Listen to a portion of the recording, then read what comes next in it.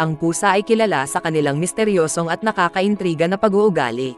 Ang isa sa pinakakamangha-mangha na mga bagay tungkol sa kanila ay ang kanilang kakayahan na makaramdam ng kamatayan.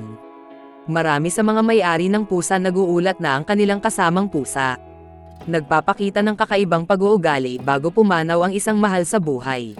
Ang mga pusa ay may kakaibang pang-amoy na isa sa mga dahilan kaya bakit sila ay mahusay na mga hunters. Madidetect nila kung ang heart rate ng isang tao nagiging mababaw at hindi regular, na isang senyales na sila ay nahihirapang huminga. Nadidetect din nila kung ang heart rate ng isang tao bumabagal na, isang indikasyon na malapit ng mamamatay ang tao.